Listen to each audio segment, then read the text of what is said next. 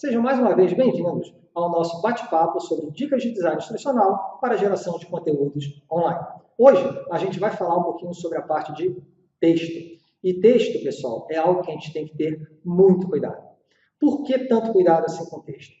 Um dos principais pontos que a gente tem que se ater, que tomar cuidado, é exatamente diferenciar o meio eletrônico do meio impresso.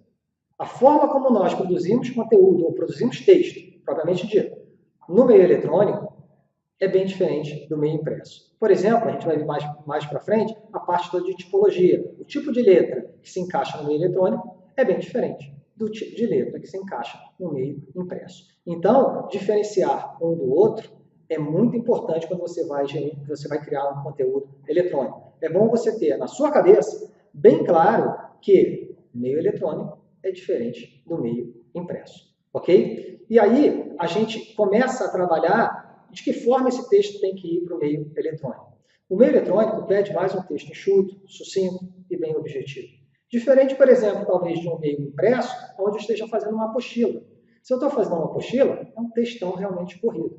Tem muita gente que acha que fazer e-learning é pegar essa apostila e levar essa apostila para dentro do meio digital. Isso, gente, definitivamente não é e-learning. É o que a gente chama no máximo de e-reading. Você, por exemplo, vai trazer toda uma tipologia típica de papel para dentro de um meio eletrônico, para dentro de uma tela, e não é o mais adequado para a leitura do aluno. Ok? Bem, utilizem, quando você for fazer a parte toda eletrônica, utilize recursos como marcadores e numeração para subtítulos e listas. Agora, cuidado para não fazer o que a gente já comentou num outro bate-papo, na questão, por exemplo, de padrões visuais. Se você começou com um marcador para o título e outro marcador para o subtítulo, no primeiro slide, na primeira tela do seu curso, siga com eles até o final, para dar um padrão, para dar uma consistência dentro desse teu conteúdo, dentro do visual desse teu conteúdo, quando você está utilizando essa questão de marcadores e ou numeração. Ok? Bem, seguindo, a gente pede particularmente, né, a atenção de vocês para um outro princípio, que é o princípio da legibilidade. Bem, quando a gente fala de legibilidade, pessoal, a gente já viu alguns outros princípios aí atrás, né, em outros bate-papos, como o princípio da proximidade espacial e como o princípio, por exemplo, quando tratamos de áudio, né, o princípio da modalidade. Quando a gente fala de texto, o princípio da legibilidade é extremamente importante. Por que tão importante? Porque é ele que vai facilitar a leitura do teu aluno na tela, principalmente. Okay? E para isso, a gente toma muito cuidado com a parte toda de tipologia para começar esse assunto. Quando eu falo de tipologia, lembrem que eu falei do meio eletrônico versus o meio impresso. Eu citei tipologia ali, né?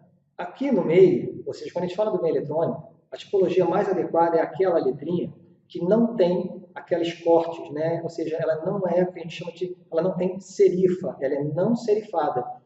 Uma letra, por exemplo, como Arial, por exemplo, né? Onde não tem aquele cortezinho. Existem outras letras que também não tem. Procurem esses tipos de letra, que são sem serifa, como, por exemplo, eu falei Arial. Né? Já no meio impresso, a parte serifada, ou seja, o texto serifado, as letras serifadas, são mais adequadas ao usuário. Tá? Então, escolham, por exemplo, um tipo de letra como Times New Roman. Mas aqui no digital, procurem as letras sem serifa. Ok? Bem, utilização de negrito, muita atenção e muita calma nessa hora. Por que eu digo isso, gente? Negrito, geralmente, ele é como se você estivesse falando um tom mais alto, um pouquinho mais alto. E o negrito, ele retarda um pouco a leitura, né, de quem está lendo na tela. Ele tem essa característica de retardar um pouco a velocidade de leitura.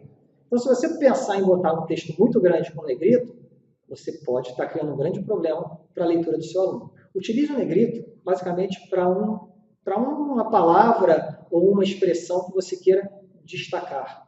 Use o negrito para destacar palavras e expressões, pequenas expressões que você precisa. Atenção para isso. Tá? Questão do itálico, eu particularmente uso muito itálico e recomendo que se utilize itálico, porque com aquele formato inclinado dele, ele já retarda um pouquinho também a velocidade ou seja, retarda a leitura, né? Diminui a velocidade de leitura do aluno. Então a gente usa muito para que isso? Efetivamente para a parte de palavras em outros idiomas, né? Expressões em outros idiomas. Isso cabe muito bem utilizar o itálico nessa hora. Com relação ao sublinhado, eu deixo efetivamente para a parte de hiperlinks. Guarde o sublinhado para os hiperlinks que você vai ter dentro do seu texto, ok? E textos em caixa alta. Texto em caixa alta, gente, é como se realmente estivesse gritando. Se você, enquanto a gente tem o texto em caixa baixa, em blocos, aumentando a velocidade de leitura do aluno, o texto em caixa alta diminui, você vai lendo praticamente letra a letra. Cuidado com isso. Então, utilizem o texto em caixa alta, ele pode ser atrelado, inclusive, até a um negrito, por exemplo, a uma cor, para um título e ou um subtítulo. Isso vai chamar a atenção do aluno no momento certo para aquilo que tem que chamar realmente a atenção. Ok? E atenção para o alinhamento. Quando eu falo de alinhamento, o que a gente mais utiliza hoje é o alinhamento à esquerda. Mas, se você quiser dar um tom mais clássico ao seu texto, cabe utilizar também o justificado. Mas o alinhamento à esquerda é um dos mais utilizados. Ok? Quando eu falo de alinhamento centralizado, geralmente eu guardo para texto no título e, no máximo, no subtítulo. E aí a gente pode alinhar um alinhamento centralizado com um texto em caixa alta e um negrito ou uma cor, que é para chamar realmente a atenção. Tá? Mas, Jurandir, o teu texto aqui, o teu título aqui está alinhado à esquerda. Eu não falei, gente, e nem vou colocar isso nunca, dizer que não dá para fazer um alinhamento à esquerda para o título. Dá. O que eu digo é, se você for utilizar um alinhamento centralizado, que o faça num título e ou subtítulo, jamais num corpo de texto inteiro. Ok? E para terminar, o último alinhamento que seria o alinhamento à direita. Quando utilizar, né? Qual a dica para utilizar um alinhamento à direita? Como ele chama muita atenção, porque eu tenho um alinhamento, por exemplo, um texto todo à esquerda, de repente aparece um alinhamento à direita, eu uso muito ele para especificar, por exemplo, notas, né? Ou fazer uma explicação de uma figura, ou uma nota de rodapé, por exemplo. Né? Então, o alinhamento à direita, deixe guardado para isso, né? Para você botar uma nota de rodapé, por exemplo, ou uma nota de uma figura, por exemplo. Guarde o alinhamento à direita para isso. Bem, pessoal, era esse bate-papo que eu queria ter hoje com vocês, esse alerta, essa dica sobre os cuidados com a utilização do texto no meio digital e quando utilizar os principais recursos e trazer para vocês um pouquinho desse princípio da legibilidade. A gente se vê no próximo bate-papo sobre dicas de design instrucional para a geração de conteúdos eletrônicos aqui no canal da 7IT. Um grande abraço a todos e até a próxima.